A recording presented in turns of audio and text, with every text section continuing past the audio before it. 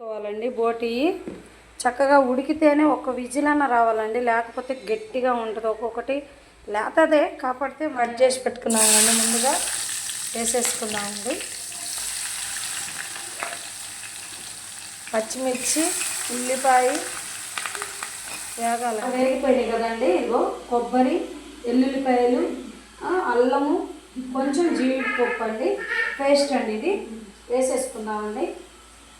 బాగా ఇదిగడ ఏం చేయాలి, ఇలాగా చూడండి ఎంత కలర్ఫుల్గా వేగుతున్నాయో. ఆనియన్స్ కూడా చక్కగా ఇవ్వండి, అన్నీ వేగిపోయి ఈ అల్లము ఎల్లుల్లి పేస్ట్ కూడా బాగా వేగుతుంది ఆయిల్లో. ఆ ఫ్లేవర్ అసలు ఎంత స్మెల్ బాగుంటుందండి.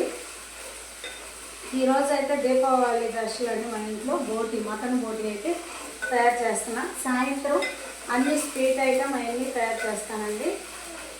ఇప్పుడైతే కొంచెం టైం సరిపోవట్లేదు, ఇప్పుడే వచ్చాను, హడావిడిగా ఉంది ఇంట్లో.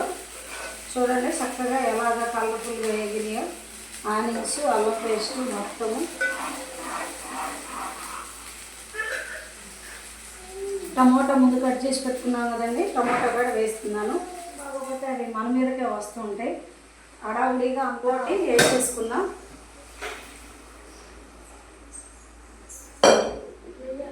ముందుగా ఉడికిచ్చాము కదండి, ఇవి చూడండి చక్కగా బోటి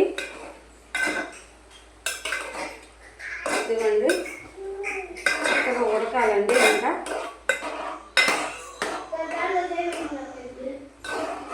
ఇగురు లాగండి, మరి గ్రేవీ కాదు. బోటీలో గోంగూర పెట్టుకోవచ్చు, చక్కగా దోసకాయ వేసుకోవచ్చు, బంగాళదుంప వేసుకోవచ్చు, అన్నీ వేసుకోవచ్చు అండి.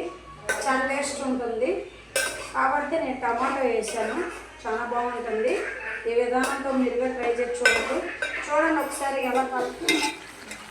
మీరందరూ కూడా సంతోషంగా అండి. బోటి కర్రీ కంప్లీట్గా అయిపోయింది. చూడండి ఇదిగో మొత్తం దగ్గర పడిపోయింది, బాగా ఆయిల్ కూడా బయటకు పైకి వచ్చేసింది. చూడండి ఎంత కలర్ఫుల్గా ఉందో. మటన్ బోటి అండి తయారైపోయింది. తయారు చేసే విధానం మొత్తం చూపించా కదా, ఇలా చాలా టేస్ట్గా ఉంటుందండి. ఒక్కొక్కళ్ళు ఇష్టం కాబట్టి ఈ విధానంతో మీరు ట్రై చేసి చూడండి, చాలా బాగుంటుంది. మరి గ్రేవీలా కాదండి, ఇగురులాగా చక్కగా అన్నం కూడా కలుస్తుందండి దీనిలో. చూడండి ఎంత కలుపుగా ఉందో. చికెను చక్కగా బాయిల్ అయింది కాబట్టి